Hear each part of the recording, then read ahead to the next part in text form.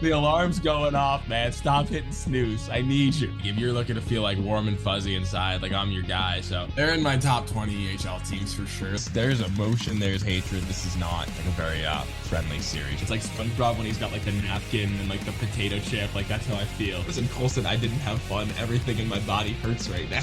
The team that has the lead in the second period is just not going to win that game. There's no need for air quotes. He's tardy all the time. It's the American thing to do. I was alive, just not buried. No, don't get pucks deep. Hang on to the puck. Pass the puck. Shoot the puck. Are we live? Are we live? We're having a good time. JKP, baby. JKP.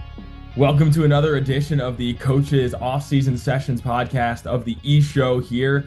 Up next from the East Division, the number one in the league from this past year, Express Hockey Club. Nic Cota is joining us. Coach Cota, thank you for being here. Thanks for having me, Jake.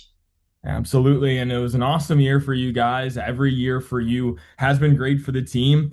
Always amongst the top teams, numbers-wise and in terms of producing commitments. And this past year, you won the regular season title, brought the Express their best record in their time with the EHL. And even with the disappointing end, do you feel like each year has been a step forward for you in this program?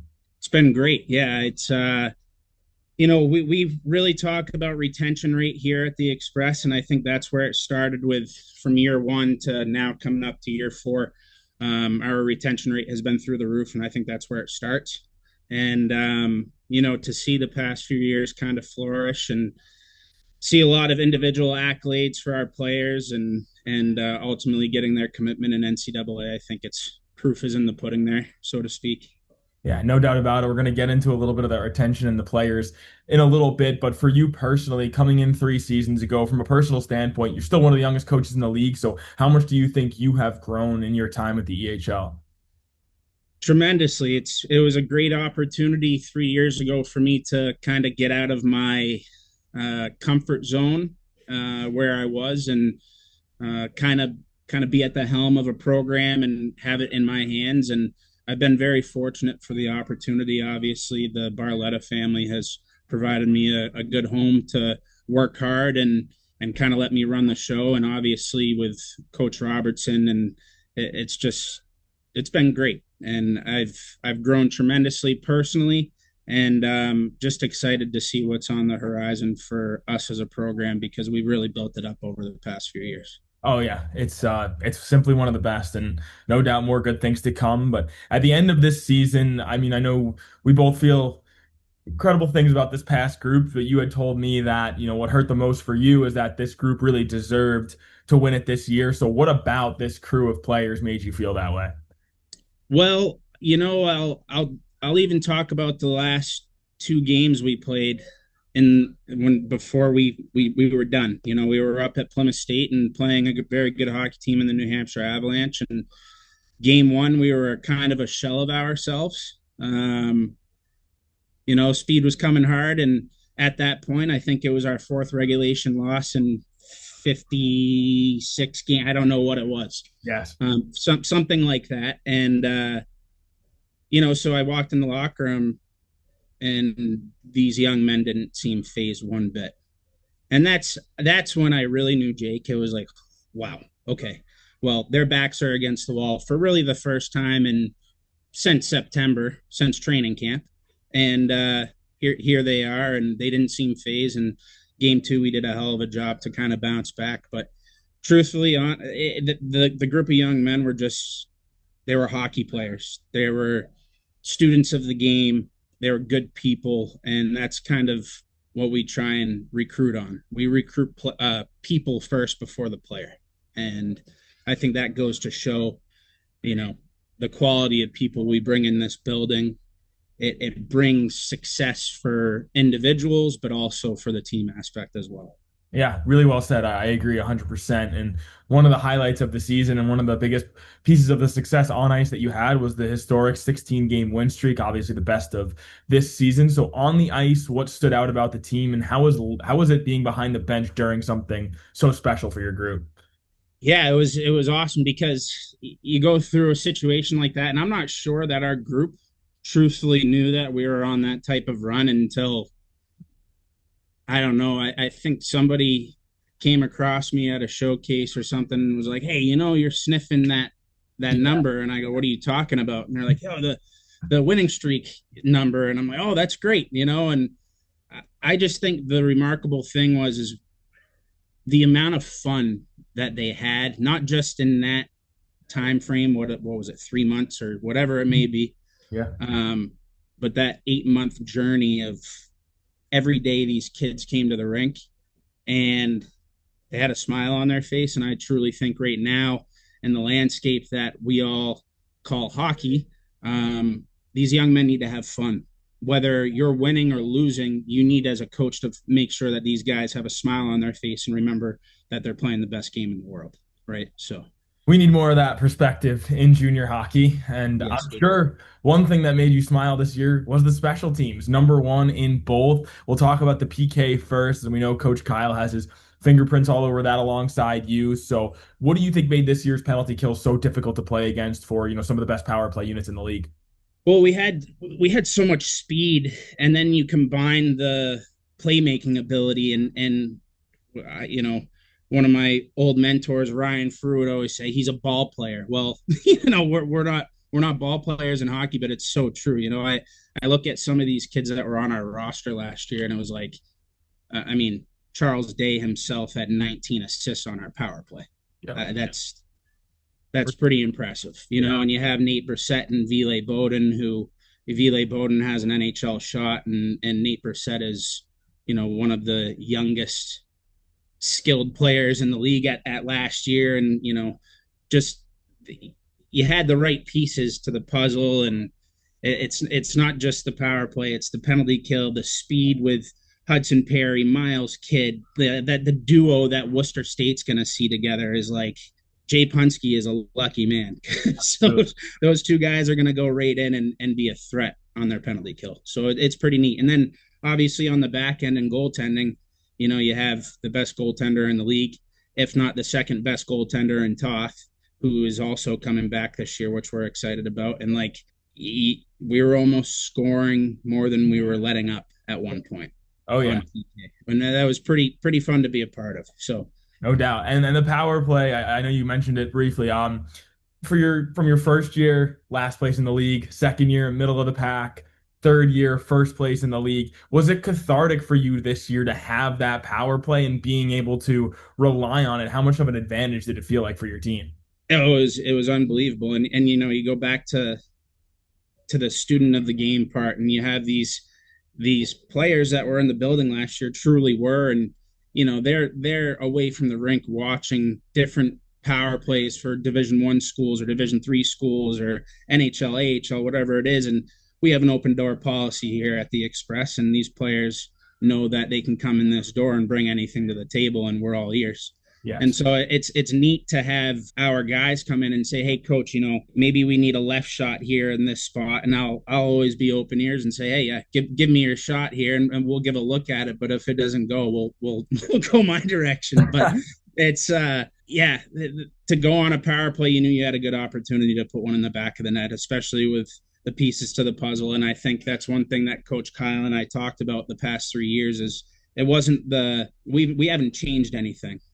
X's and O's wise. It was the personnel and who's going to get the job done and have the patience to let those seams open up so we can put it in the back of the net. So there were no doubt enough players doing that this past year.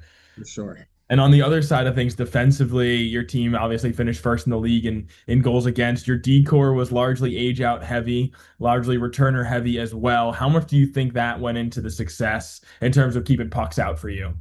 Huge. You have several guys that had moved up from our EHLP team on the back end that were top guys in that league. And you knew it would be a smooth transition for them because they had already dipped their toes in the EHL level the previous year. So just to get them comfortable, and then you see them months, November, December, really flourish. And now you have 7 to 8 defensemen you can put in every night and know that, hey, we're going to have a guy either block a shot or make a first pass, and we're going to be out of the zone heading north. And we pride ourselves on that and getting our pucks out first time and getting the pucks, to the guys that can move up quicker. You know what I'm saying? So it's nice. Absolutely. And perhaps the best asset in the entire league in keeping goals out was the MVP, the best player in the league this season, UMass Boston commit Alex Koenig. I'm going to talk about one specific moment for Alex Koenig when he, on his own, pretty much shut down Elmira in that third period to secure the win against a top 10 program for the EHL All-Stars. What was going through your mind on the bench watching your guy get the biggest win for the EHL All-Stars in history? Yeah, it was pretty cool. I Yeah. mean, I think that was, as a coach since I've been here, and again, I think all of the accolades for each of our players that have come through the door since I've been here, the team accolades, the individual accolades, but to be on the bench for a college hockey game and your goaltender ends up getting the nod for all 60 minutes because after the first 20 he stood on his head. It was humbling because that's your guy, and he's about to beat a top 5, top 10 school in the country, being Elmira. Mhm. And I don't care what anybody says, what time of year it is. Alex Koenig did it, and he just continued to prove it throughout the season. And I think that goes to show for everything, and as to why he's going to UMass Boston, and will have a hell of an opportunity to contend for that number one job. Yeah, I mean, with Lukas Toth, you mentioned him earlier. He got to play behind him, but I think he played 15, 16 games, which is a great workload for, a non-age-out player. How much do you think he was able to absorb from Alex? It was huge, because Alex has been here, done it. He's gone through the process. He had to fight through a kind of a 3 goalie rotation his first year to become the starter, and kind of deal with that mental side of things. And we all know as coaches that could be the toughest part for all these young men. Yep. And Alex, just being such a good guy, you'll see just the camaraderie between our goalie group. And yeah, they're competing against each other. Don't get me wrong. Like if Toth lost a game against Alex in practice, you could feel it in the air. And that's what we want, and that's the culture that we're trying to provide here, because we do want our players to go have success after here. So Yeah, absolutely. And Alex wasn't the only guy who had, a great showing at the college series. Because I remember you looking over to me, you said proud dad moment after there was a goal that each of Dalton, Roberto, Miles Kidd, and Hudson Perry had a hand, and it was literally all three of them on the stat sheet against Keene State. So why do you think your players are able to have this success at the college level, in season with the EHL? I truly think they're battle tested, and I do think that it's gone to show, especially after the past 3 years here. Our practices are high intensity, and we expect our players to bring it every day. And I know that everybody says that, but there's one thing to hold people accountable for that. And you will see our players that have left from the first year that I've been here to now. They're currently on college rosters, and they're making an impact on their teams. And I truly think that's, one, because of the culture that's provided here, and two, there's no option. Either you come here and you work, Yeah. and you're coachable and you're a good person, or there's unfortunately no time and space here for you. And that's not for everybody, but again, the people that do come here and have the success and put in the work, they see that tenfold, and it's a great opportunity for them to go to the next level. And again, you'll see all those guys next year have a hand in their team success. Exactly. And you look at the player testimonials that, your social media manager, Keaton Sterling, has been posting. Everyone's saying the same thing, whether they're alumni or whether they're heading to college after this year. They're saying the same exact thing, that this is a family and there's no better place to prepare for college hockey, which is, I think, probably makes you feel pretty good. It does. And again, I go back to, even the word development. People throw that word around a lot, and I don't mind talking about our development, because we are able to provide proof that we have kids, whether it's Hudson Perry, who was with our EHLP team for 1 year, 2 years in the EHL, now going to college, or Drew Cody, one EHLP, one EHL, then to college, and soon to be, Jed Gilpatrick, same type of thing. He's about to get his NCAA commit, 1 year. So it is there, and we have a lot of pride in it. Coach Kyle Robertson and I, we talk daily on the phone during the off season. He just left the office today, and we had a good meeting about, the Chowder Cup coming up, and just, training camp right around the corner. So It's exciting. Yeah, and you set me up perfectly here because both Miles Kidd and Hudson Perry played EHLP. On your playoff roster, you had 8 guys that had played at least one EHLP game the season before, 6 full-time guys that were on premier teams the year before. So, how do you help ensure in your building that those premier guys are ready to take the next step when the time comes? Yeah, so at least we'll speak for our program specifically. Yeah. We you'll see, and there's no hiding any of this because it is true out there. Yeah, there's programs that run a program, and then there's programs that have a couple of different teams, and that's what it is. We are one program. We have a training camp, and we mix our 2 rosters together, and we got guys that are talking to a P guy in their stall the first week with full understanding what team they're on.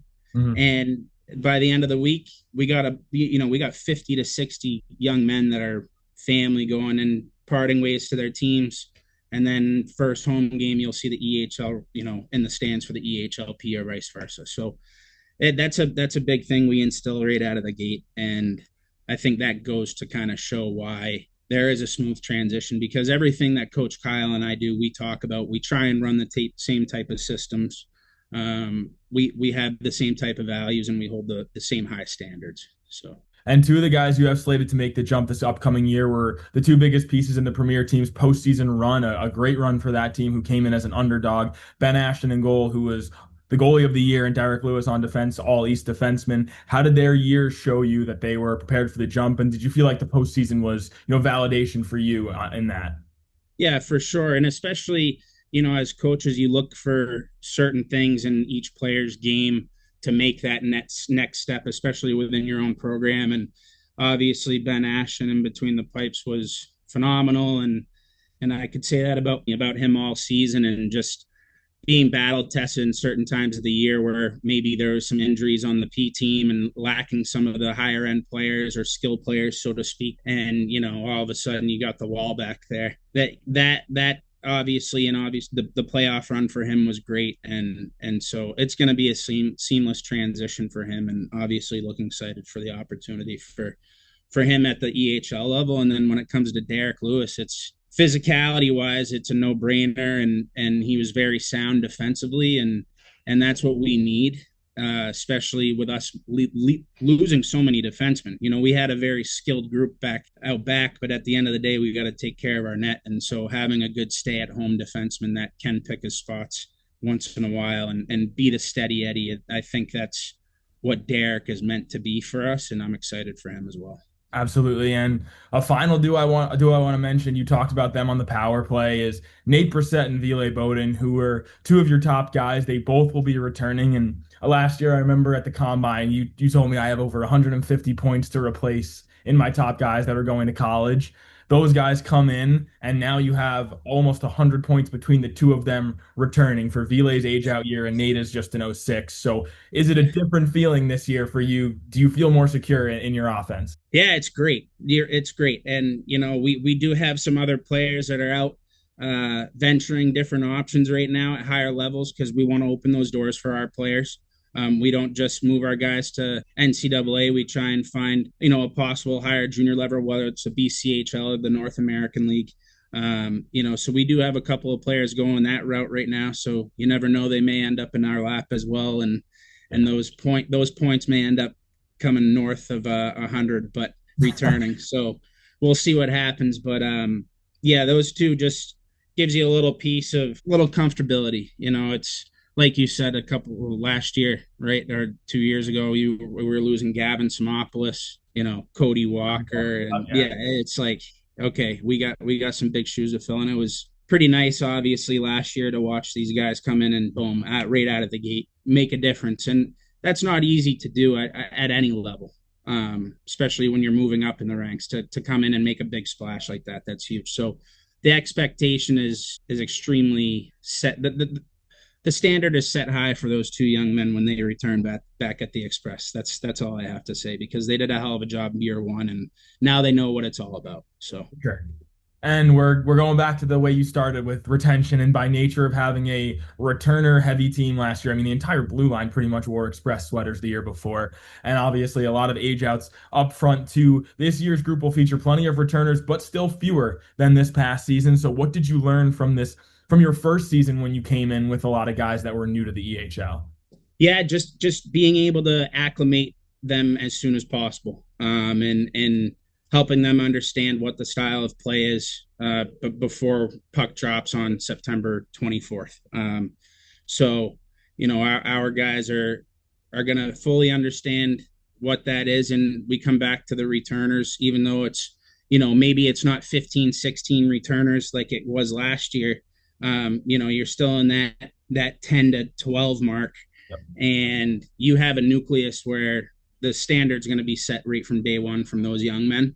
And that's why it's so great for me as a coach to watch these guys, because it's very seamless. Again, we have good people. So, when we have a new player, say from the Netherlands, and we have Brody Hernandez coming back this year, who's a 3-year guy for us, he's going to know everything to tell about Coach Cota to that player and how he operates, or Coach Kyle. And that's kind of, again, we lean on our returners. Yes, it breeds more success for sure.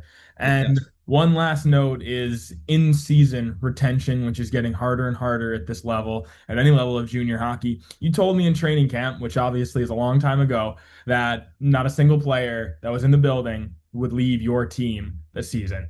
Come April, when the season ended, you were 100% right. So in this wild landscape of junior hockey where guys shift around, we see league to league, team to team, why doesn't that happen in your building, Coach? Well, Jake, this is the business of hockey. It's a wild landscape right now. And I think the one thing that I can say to you is we provide you can't promise anything in the game of hockey, but what the Express and myself and our coach and staff can provide and promise is a great experience. And again, it sounds cliche, but proof is in the pudding. Statistics are there. I don't like to sound like I'm selling cars, but at the end of the day, we have good people here. And so when you bring in players and you're very transparent with them, and you don't beat around the bush, and there's no gray area, that's the best way to be. And I think that families and players respect that. We have lost players from being brutally honest during the off season while recruiting. But I'd rather go to bed at night looking at myself in the mirror saying, well, I'm treating this paying customer the right way. And that's ultimately, I think, the reason why nobody leaves. They get the full honesty out of our coaching staff, and the compete level is being asked to be brought every day. And if it's not brought, that'll be brought to your attention. If it's not fixed, then this may not be the place for you. But I think this is coming up on year 4, and the Express has had 0 trades. So maybe one, and that was based off of just the player-coach agreement. But other than that, I don't think there's been a trade here. So, well, thank you very much, Coach. Thank you for what you do for this league. Thank you for everything for me personally, what you've done for me. You're the best of the best. There's no doubt about that. But specifically for today, thank you for taking the time, Coach. You're the man, Jake. And just so everybody knows, there's nobody better in the league than what you do. And we're all very lucky to have you, and this off-season stuff and communicating with the coaches. I think we have a great group of coaches in this league, and I think it's awesome for people to hear out here. You ask questions about each program, because there is great options out there in this league, and a lot of good people. But thanks for everything you do too, Jake. And one final note, I was talking to a coach at a tournament a week ago or so. Coaches at Kent Hill, he told me that no coaches work harder than the coaches in the EHL, and there might be other leagues out there, but these coaches always have the nose to the ground. I don't doubt that one bit. Well, thank you again. Thanks, Jake. I appreciate it. Thanks for listening to the E-Show, presented by the Hockey Podcast Network. Learn more about us at easternhockeyleague.org and follow us on all of your favorite social media platforms. Also, be sure to subscribe and get notified when our next podcast episode is released.